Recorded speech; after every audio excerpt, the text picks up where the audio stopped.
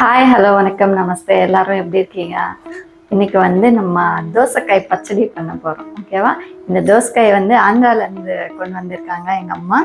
So இந்த தோசைக்காய் வச்சுட்டு நம்ம இன்னைக்கு வந்து பச்சடி பண்ண போகிறோம். ஓகே, மெயின் வந்து நான் ஃபஸ்ட்டு இந்த மீடியம் சைஸ் தோசைக்காய், ரொம்ப குட்டி கிடையாது, மீடியம் சைஸ் தோசைக்காய். ஸோ இது பீல் பண்ணி சீடெல்லாம் எடுத்து கட் பண்ணிவிட்டு காமிக்கிறேன். உங்களுக்கு வந்து எப்படி கட் பண்ணணும்னு சொல்லிட்டு பார்க்கணுன்னா நம்ம சேனல்லையே வந்து தோசைக்காய் பப்புன்னு ஒரு வீடியோ இருக்கும். அதில் வந்து நீட்டாக எப்படி கட் பண்ணணும்னு சொல்லிட்டு எல்லாம் சொல்லியிருக்கேன். ஓகே, இதெல்லாம் நீட்டாக கட் பண்ணிவிட்டு அப்புறம் எப்படி பண்ணணும்னு சொல்லிட்டு பார்க்கலாம். ஸோ நம்ம வந்து இந்த மாதிரி கட் பண்ணி வச்சுக்கோங்க.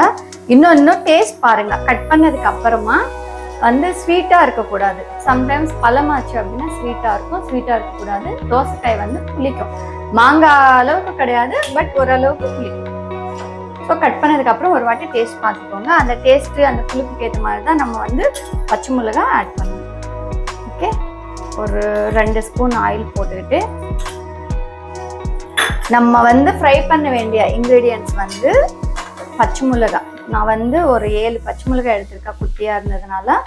தனியா, ஜீரகம், வெந்தயம், பச்சை மிளகாய், இந்த 4 இன்க்ரீடியன்ட்ஸ் வந்து நம்ம அந்த ஒரு 2 ஸ்பூன் ஆயிலில் ஃப்ரை பண்ணணும். ஓகே, அப்படியே போட்டால் வந்து மேலே விழும், அதனால கொஞ்சம் சும்மா இப்படி பண்ணிட்டு போடலாம்.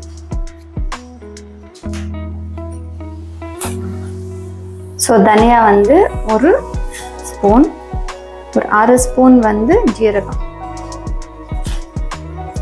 ஓகே, ஒரு 1/4 ஸ்பூன் வந்து வெந்தயம். இந்த 4 இன்க்ரீடியன்ட்ஸ் வந்து மீடியம் ஃப்ளேமில் வச்சுட்டு நல்லா ஃப்ரை பண்ணணும். ஃப்ரை ஆனதுக்கு அப்புறம் தான் வேலை. இது கூட ரொம்ப ஈஸியான ஒரு ப்ராசஸ்னா, ஆந்திரால எல்லாம் வந்து பச்சடி, அந்த பெருகு பச்சடி, பப்பு, இதெல்லாம் வந்து சீக்கிரமா, நம்மளுக்கு எல்லாம் வந்து தமிழ்நாட்டில் வந்து சாம்பார் எப்படி ஃபாஸ்டா பண்ணுவாங்க, எங்களுக்கு எல்லாம் சாம்பார் பண்ணணும்னா ஒரு 4 வேலை. ஸோ அதே மாதிரி ஆந்திரால பச்சடி எல்லாம் ரொம்ப சீக்கிரமா பண்ணலாம். ஒரு 1/2 hourல பண்ற ஒரு ரெசிபிஸ்.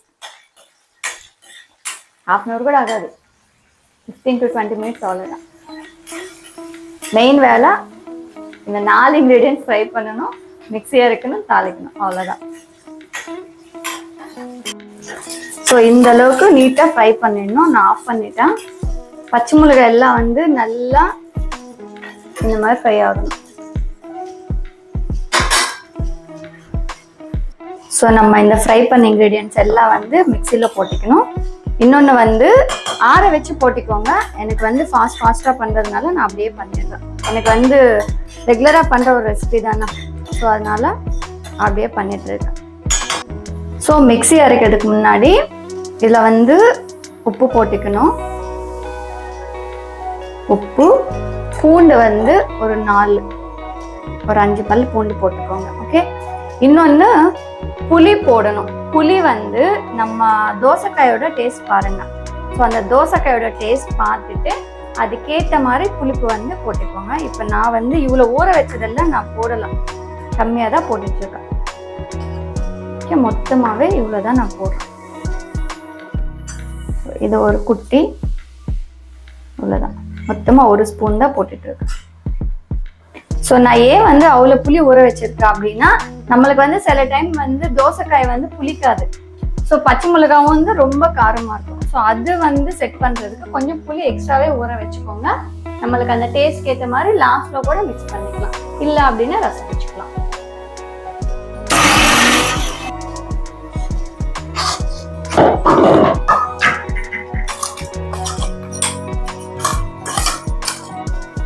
ஸோ இப்போ வந்து இந்த தோசைக்காயெல்லாம் எடுத்து பாதி தான் நான் போட்டிருக்கேன். இப்போ மஞ்சத்தூள், ஏன்னா மேலே மஞ்சத்தூள் போட்டால் வந்து அப்படியே மூடிக்கு தான் வரும். ஸோ அதனால பாதி பீசஸ் போட்டுட்டு அதுக்கப்புறமா மீதி பாதி பீசஸ் வந்து மேலே போடணும்.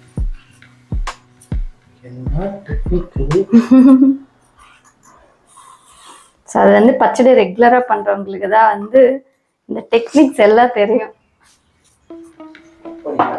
எஸ்,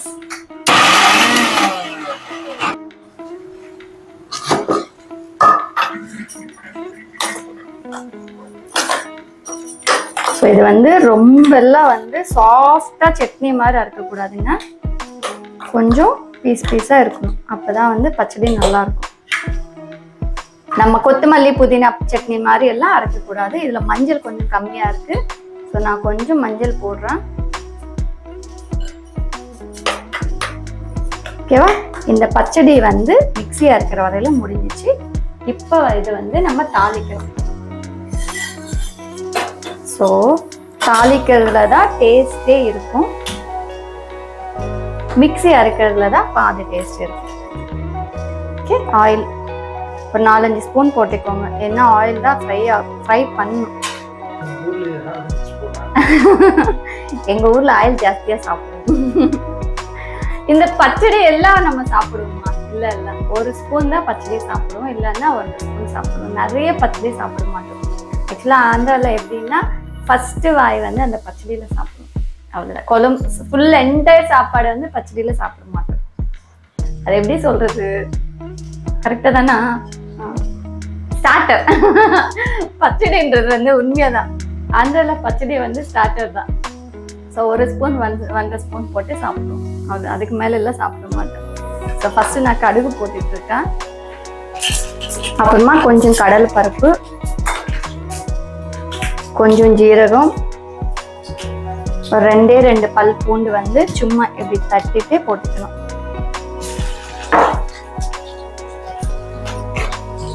அப்புறமா கருவேப்பிலை,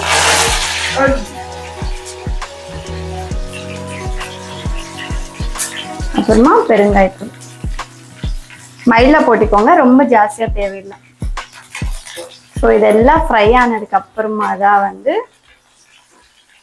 பச்சடியில உப்பு புளிப்பு எல்லாம் செக் பண்ணிக்கோங்க.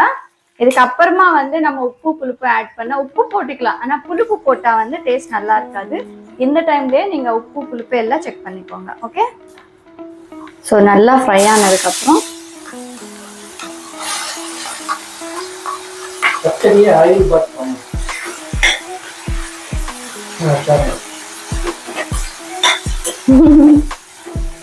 இன்னும் கலர் மாறும். ஆக்சுவலா எல்லோ கலரா வரும். ஸோ இதெல்லாம் வந்து சிம்ல வச்சு ஃப்ரை பண்ணிக்கோங்க. ஒரு 5 மினிட்ஸ் ஃப்ரை பண்ணா வந்து கரெக்டான அந்த பச்சடி கன்சிஸ்டன்சி வந்துடும். ஆயில் எல்லாம் வந்து மேல வரும். ஸோ அந்த மாதிரி ஃப்ரை பண்ணா சூப்பரா இருக்கும்.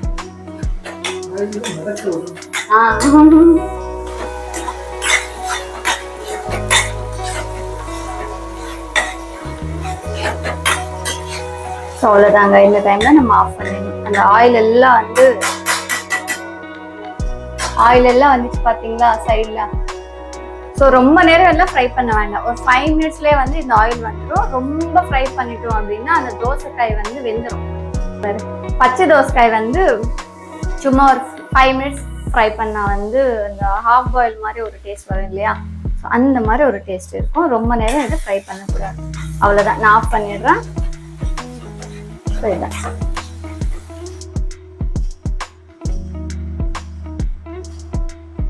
இந்த மாதிரி பவுல்ல எடுத்துட்டு இப்ப பாத்தீங்களா கலர் எவ்வளவு மாறி இருக்குன்னு.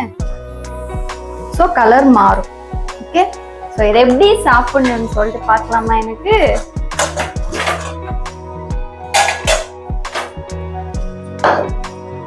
நான் வந்து ஒரே ஒரு கரண்டி தான் ரைஸ் எடுத்துக்கிட்டேன்.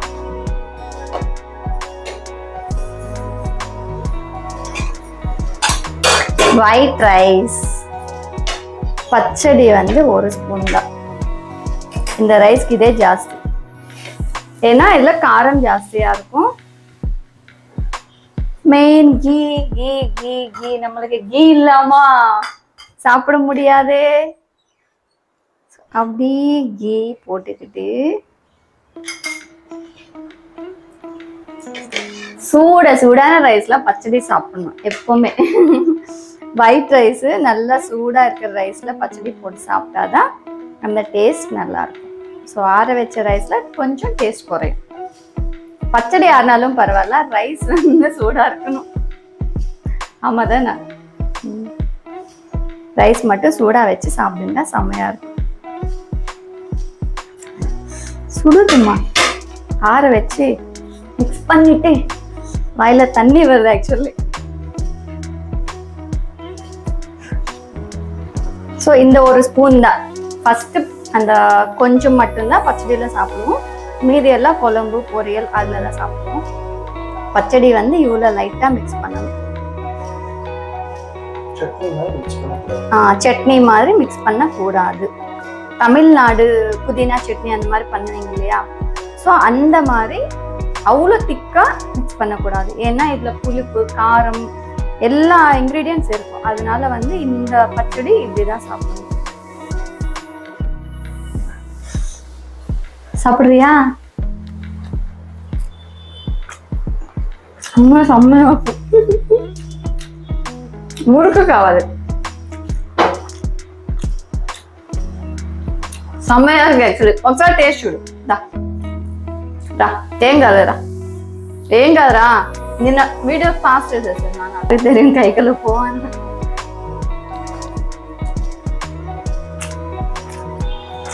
ஆமா ஓகே இதா. ஸோ இதுக்கு வந்து காம்பினேஷன் வந்து சாப்பிட்டு பேசுறேன். ஸோ உங்களுக்கு இந்த ஆந்திரா தோசைக்காய் பச்சடி ரெசிபி பிடிச்சிருந்தா லைக் பண்ணுங்க, ஷேர் பண்ணுங்க, கமெண்ட் பண்ணுங்க, மறக்காம சப்ஸ்கிரைப் பண்ணுங்க. தேங்க்ஸ் ஃபார் வாட்சிங். பாய்.